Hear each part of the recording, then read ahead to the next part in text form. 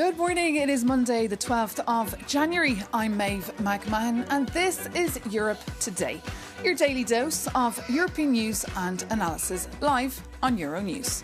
Coming up today, all eyes on Iran.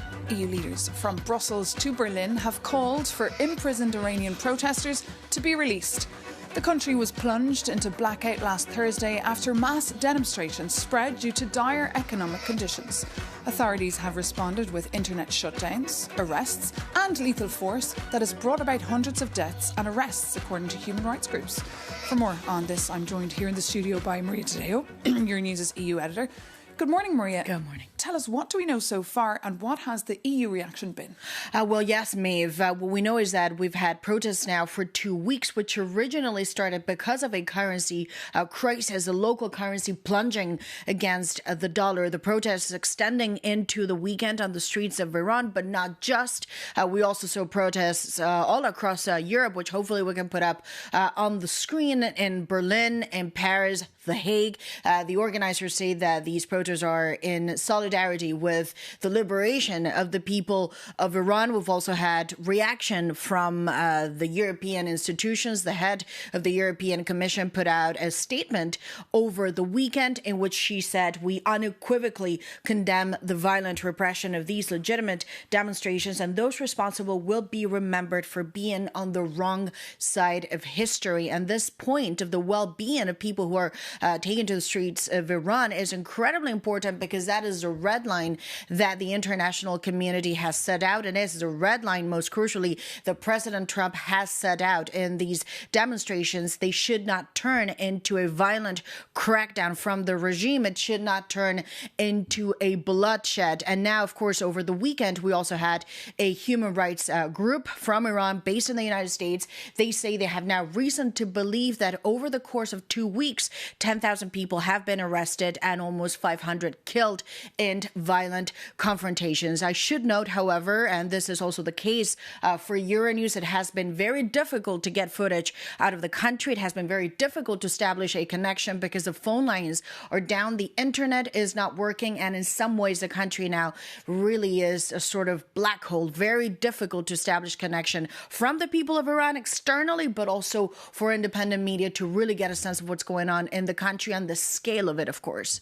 So what should we expect in the next few days? Well, the big question, and this is really the question now, is will there be a sort of military intervention from the United States into Iran? Of course, a lot of this is coming off the back of that operation in Venezuela, which shows not just a military show force from the United States, but also the velocity and the accuracy of a speed operation that they're able to carry out. President Trump over the weekend again repeated, when it comes to the United States, nothing is off the table, and a military intervention is possible. Let's take a look. There seem to be some people killed that aren't supposed to be killed. These are violent, if you call them leaders, I don't know if they're leaders or just they rule through violence. But we're looking at it very seriously. The military is looking at it, and we're looking at some very strong options. We'll make a determination. And that was, of course, President Trump. Very strong options. We know one of those options could be a military operation. The extent is still to be determined. There will be a debrief tomorrow from the U.S.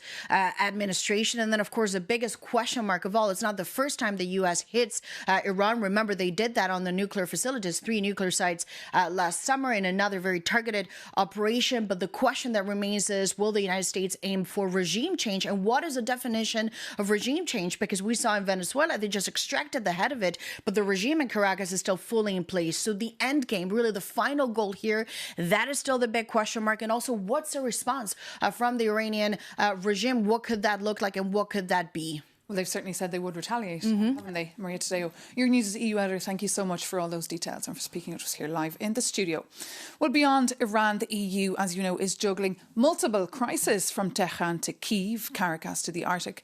There's uncertainty on every front.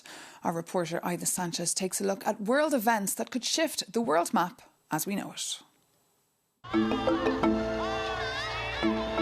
Hello 2026. Goodbye world order. 12 days into the new year and the world is already in disarray. Just look at the map. First, Venezuela with the unexpected capture of Nicolás Maduro.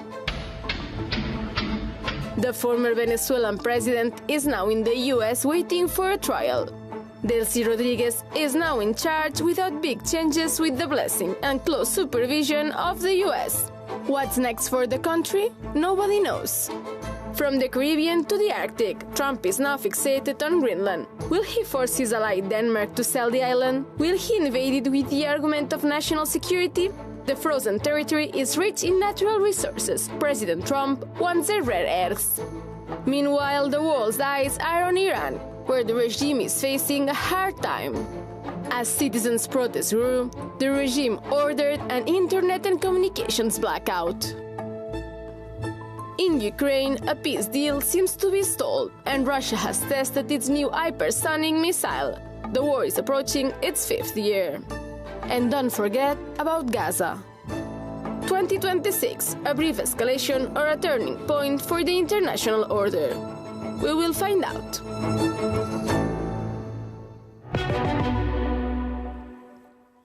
We will find out. And of course, whatever happens, we will break it down for you here on Euronews. And actually, for one perspective, coming up, we'll be joined by Dominique de Villepin, the former Prime Minister of France. A close advisor to President Jacques Chirac, Dominique de Villepin gained international recognition as Foreign Minister for refusing to support the US-led war in Iraq back in 2003.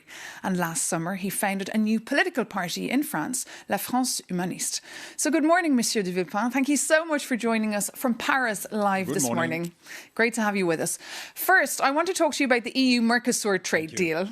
It got over the line on Friday despite the opposition from France. Do you think France will still block it when the European Parliament vote takes place?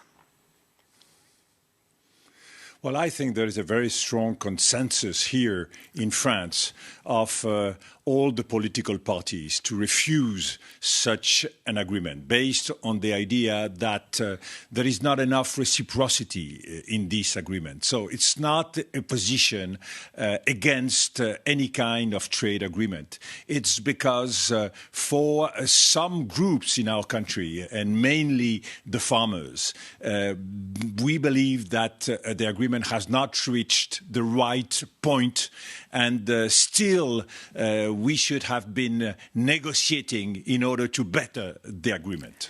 But French opposition actually forced Brussels to pull out all the stops to convince Italy. So the agri-sector has already gotten several concessions, like advance payments from the CAP in the next budget, and also reducing tariffs on imports of fertilisers. Is this not enough for France? Well, reciprocity means more because we see on the environmental side, we see on the health measures that we are still not yet able to protect our population and protect our farmers. So the consensus that we see politically is threatening the survival of the government. So it's a major issue, very symbolic of the kind of fight we want to deliver, and also an expression of what we do expect from Europe. And even if the agreement has been negotiated for 26 years, we can see very clearly that all the elements have not been integrated, and we did not find the right balance in a moment, and we must admit that, where the worries of many groups like farmers is at a peak. So again, this is something that has created a lot of disturbances, a lot of worries in the French population. And we can see that. We've seen that on the streets of France, even though the Commission would argue that the benefits for EU companies outweigh the risks for the French farmers. But I also want to talk about Iran. You've said that the EU must take their own initiative here rather than follow the US agenda. So what should Brussels be saying when it comes to Iran's future? What leverage do they have here? Well, what we see is a very severe crackdown on protesters. There is a changing position of the leadership in Iran, and we must find the right balance to not make things worse. And I think we are at a point where all around Iran, in every city, big cities, small cities, the protest is growing. This is a movement of the Iranian population against the mullah's regime. And any foreign intervention will create a new situation and give the possibility to the regime to even increase the repressive movement and policy. So that's your message then to Donald Trump? Behind the mullahs. Is that your message then to President Trump? Exactly. Do not intervene. Do not intervene. Put as much pressure as you can. Try through dialogue and by any means to create a new situation that might create the awareness for the Iranian leadership in order to measure the consequences of their act. But what is at stake now is not only the mullahs. We know how important are the groups, the army, the Basiji, and also all the Revolutionary Guards. So we are not sure that even through an intervention, we might not create a situation of chaos that will be even worse than the situation today. So we must be very careful. The United States is already engaged in many different situations, many different theaters. In Venezuela, nothing has been achieved yet, and the people of Venezuela is still waiting for results. So being engaged in such a region like the Middle East without knowing at all what would be the consequences, I think this would not be responsible. So seizing the UN, having the Security Council involved, of course, this is a matter of worry for everybody. Even Russia and China, they have a lot of interest in Iran. They have no interest in creating a chaos situation. So I think through dialogue, through awareness of everyone, through strong pressure, and there are many, many unofficial ways to pressure the Islamic government, I think that we might be in a position to halt and stop the current situation in Iran. Okay, Dominique de Villepin, thank you so much for joining us live from Paris this morning. Thank you. Great to have you with us. Well, as you're noticing, Donald Trump's return to the White House has sparked a storm of uncertainty. His administration's threat to take over Greenland, an autonomous territory of Denmark, has also put NATO in uncharted territory. An alliance built on the idea that an attack on one is an attack on all now faces the very unsettling possibility that one member could target another. Jakob Yanis reports. Donald Trump once won a Nobel Peace Prize. Despite the critics, his actions show he really does want peace. A piece of Venezuela, perhaps a piece of Cuba. And now he's officially coming for the whole of Greenland. Here is the logic to carve it up. Trump claims the Arctic is crawling with Chinese ships. He mocked Denmark for defending the island with just one more dog sled. In reality, Greenland already hosts a massive US space base, and Denmark was recently running huge NATO exercises on ice. And that very ice is melting, which means new shipping routes and access to rare earth minerals, which is that stuff inside your smartphone. But we saw the blueprint in Venezuela. Washington doesn't just want security, they want the assets too. And the tactic? Trump's envoy Jeff Landry is currently ghosting Danish diplomats. Instead, he emails locals directly to bond over hunting and fishing. That's sweet, but don't be fooled. Fresh off the Caracas raid, the White House warns that using military force is always an option. And European leaders are furious. Chancellor Friedrich Merz says borders are not up for negotiation. But here is the uncomfortable truth. If the US can threaten to annex a loyal NATO ally, do we even need enemies? Well, that's it for this edition of Europe Today. We'll be back again tomorrow, so join us then. Thanks for watching.